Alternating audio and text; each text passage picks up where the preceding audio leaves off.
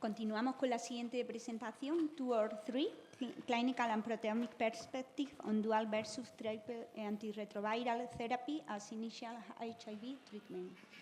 Presenta Claudio Díaz García.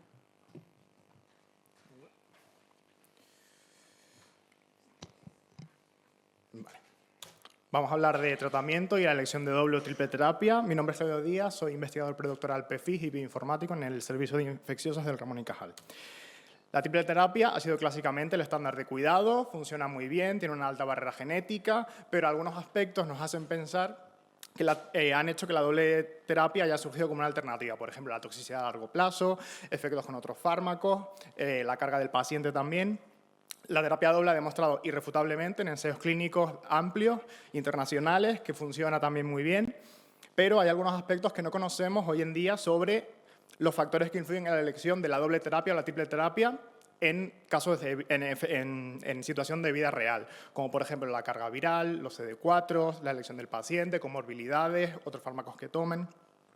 Entonces, en este estudio hemos intentado responder a varias preguntas. Por ejemplo, ¿qué características influyen en el que el paciente tome doble o triple terapia como elección inicial? Y si estas elecciones de doble o triple terapia se corresponden con el estado biológico subyacente del paciente en cuanto a su estado inflamatorio.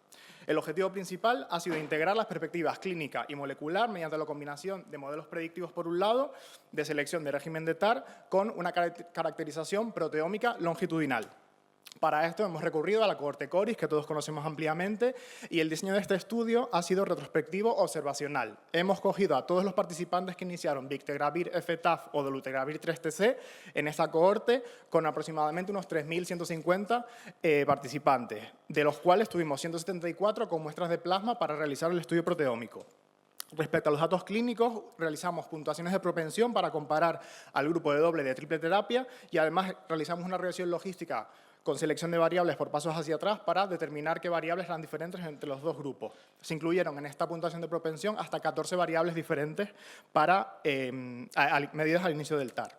Y respecto a la proteómica, es una técnica comercial de una empresa que se llama Olink y básicamente es un inmunoensayo. Es decir, utilizamos anticuerpos para medir un panel de 92 proteínas en plasma y hemos utilizado muestras al inicio y 2 años después del inicio del tratamiento.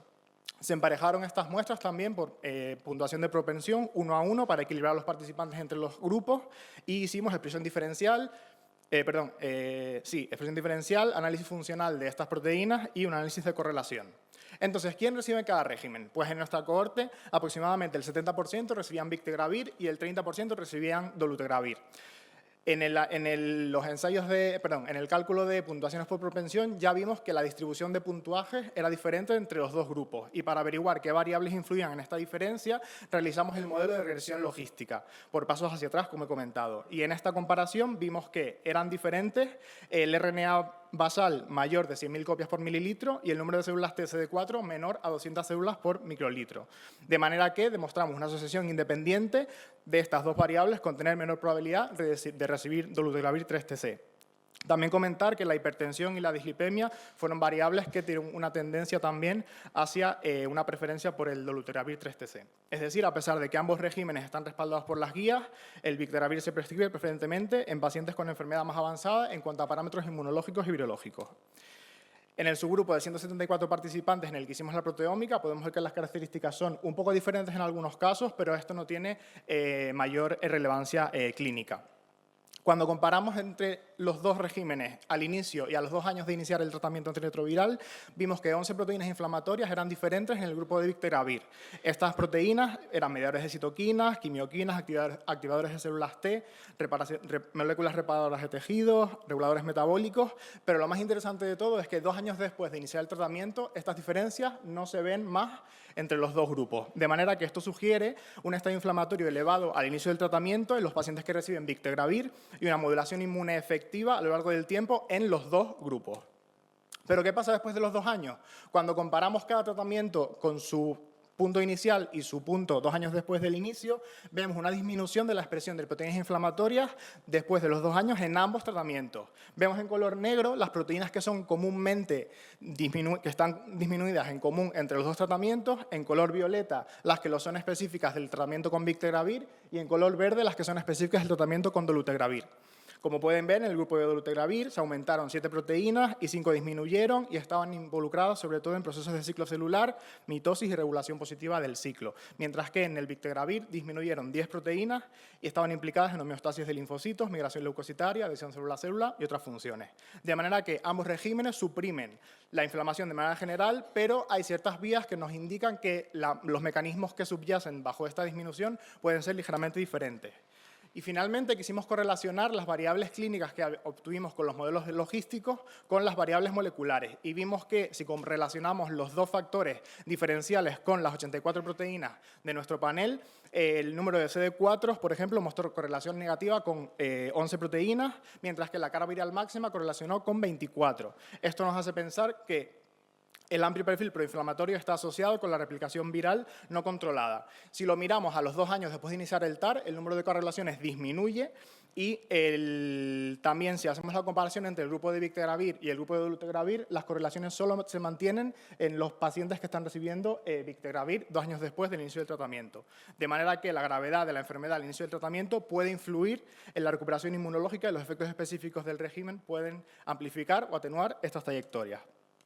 En definitiva, este análisis integrado, clínico y molecular, proporciona evidencia de mundo real sobre los factores que guían la selección del tratamiento y su asociación con la inflamación sistémica en personas que viven con VIH.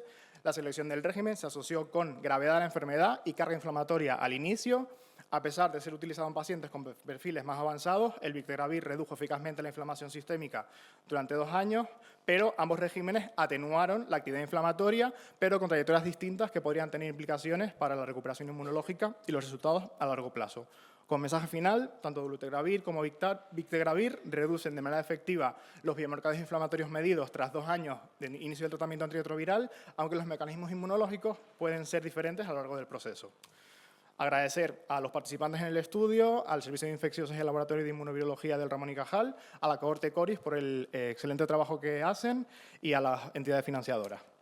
Bueno, y a todas estas personas que hacen posible CORIS en toda España. Muchas gracias.